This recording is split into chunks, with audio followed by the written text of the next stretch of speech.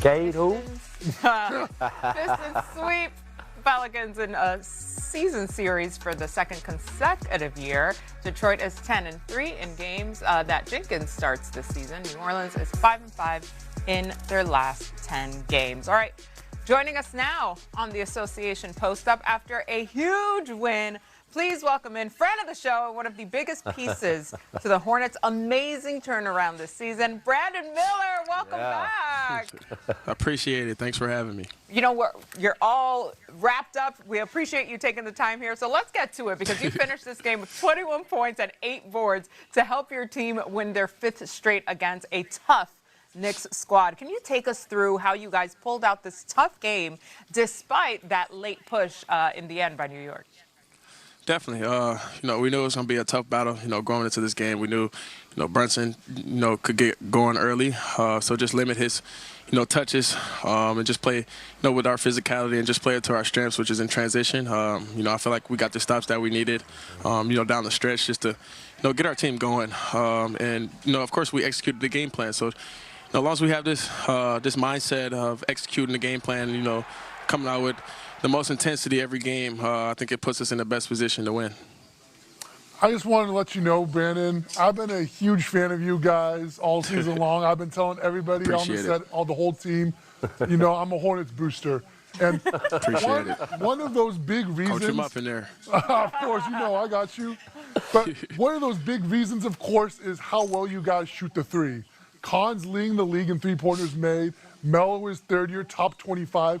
Can you explain how you guys are able to generate such great shots from three so frequently?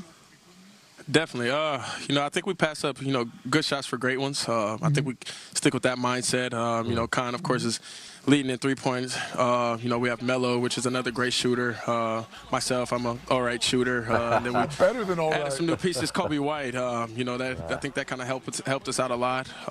His, vet guard, leading us in that second group. I think that's, great for us in the long run. So just having guys like that, it does nothing but make the job easier. Love it. Love it. I love how unselfish. I love the way you guys move the ball around. Yeah, it's mature. You guys really take a mature approach to who gets to score. Like, the great shot gets to score, and I love watching that. Now, I said this about you a couple weeks ago, and I really mean this. I deeply believe you are one of the most complete players in the NBA right now. Not waiting to get older, not waiting for your turn. I watched you play in college all the way to now. You are not lacking in any area to me, and it's super impressive. I like how you apply it. Tell me about this. I look at you guys, and everybody's, in awe of what you're doing. I'm waiting for you guys to get to the playoffs, and what people are saying is, well, they haven't been there. They are immature. They haven't played any playoff games. They haven't been in any wars. What's your approach to that kind of language, and when people say that about you guys, and how are you guys going to conquer that? We love talk like that. All we can do is control what we can control. We can go out every night and compete at the highest level with any team on any night given. So just having that mindset of just going in and not letting everything be easy for the opposing teams. I got to give a shout out to the fans tonight. They came up and showed out. Usually New York games are not like this, and I applaud Charlotte fans tonight just for helping us get this win. Now, Brandon, you invited us to Charlotte last time you came on the show. Come on, invite still is open. We coming. We were part of that invite as well. Of course, the invite is still open for everybody who wants to come see the Charlotte team. I want to see that playoff crowd. I want to see that playoff crowd. I don't want to put nothing. I ain't gonna say. I don't want to talk too much crap, Brandon, but. The last time y'all actually was a playoff team, we knocked y'all out when I was in Miami with the Heat. So I'm just saying. It's all good. It's all good. We got some new talent here now. Thank you. That's we're going to be good. About. Hey, just remind Kimba of that when you see him. Just let him know Coach Fizz just wanted to let him know that. But you guys are going to have that place rocking in the playoffs. I can't wait to see it. Oh, man. Brandon, thanks for your time. We appreciate you. Go get some rest, and good luck the rest of the way. I appreciate y'all.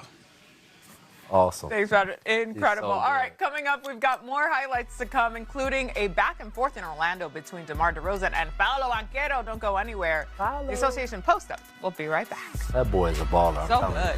What?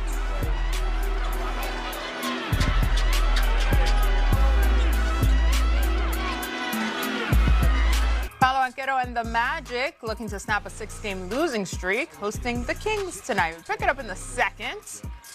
Bane over to Jamal Cain for the throwdown. Bane to Kane? Bane to Cain? Hard. Bane to Kane means pain. Clearly. Here's Banchero. Nice. He's starting to turn it up. Yeah. 18 points at the half for him. Next possession. DeMar DeRozan. Yeah, range killer. Yeah. Those two were going back and forth pretty much the entire game. Oh, speaking of, here's Banchero again. Oh, I love when he gets down there. Yeah. The replay's nice. Little dancing. Go to the fourth. Here he is again. Get you it right here. I know. I mean, and if Setting he him does, up. and he can just do the spin move. Ooh, okay. The no-look dive. Going into your bag now. That's so cold. Under a minute to go. DeQuan Clouden with the 3. He finished with 23 points. Their next possession for Orlando. Suggs. Big time shot. The Magic win 121-117 and snap that skid. All right. Paolo Banchero recorded his 13th 30-point game of the season. DeRozan, meantime, had his second double-double of the season in the loss to Sacramento. All right, so let's talk about the Pistons here. They moved to 9-3 this season without Cade Cunningham. What do you make of the way that they've been able to keep winning without their main guy, Robin? It's unexpected for me. I think this has been something that a lot of people have been waiting for, because I think a lot of people, there's been a lot of Cade MVP talk, and maybe some people thinking they were kind of paper tigers as the 1 seed. But this is showing no, that's not the case. These guys are the real deal. You see the way Jalen Duren has stepped up, and guys have rallied around him. And it's not just JD. Coach Dennis Jenkins has been big time for them. Yeah, he has really been playing well. And like you said, I think this is exactly what I think Coach JB needed to see this. You know, what else does he have offensively that he can go to?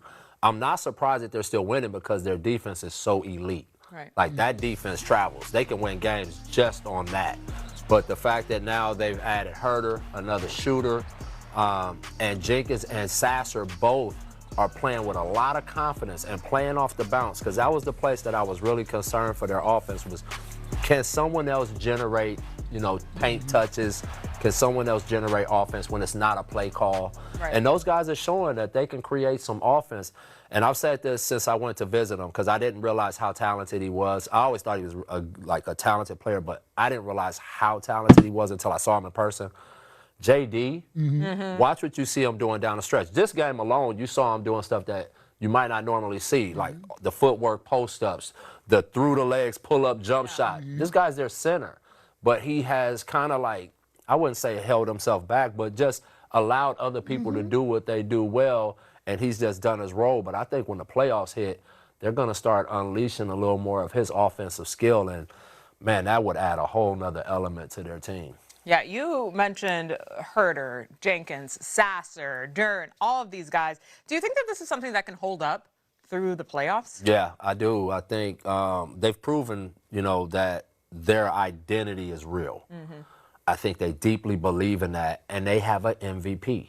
Like, Cade is, whatever you want to list these guys, he is in that conversation for real, and it's because, you know, we've all said that his supporting cast isn't like the other team's supporting cast, which I still say that that's true offensively, especially from a shooting standpoint. They still don't have the amount of shooting that other teams are putting on the floor from a night in, night out basis.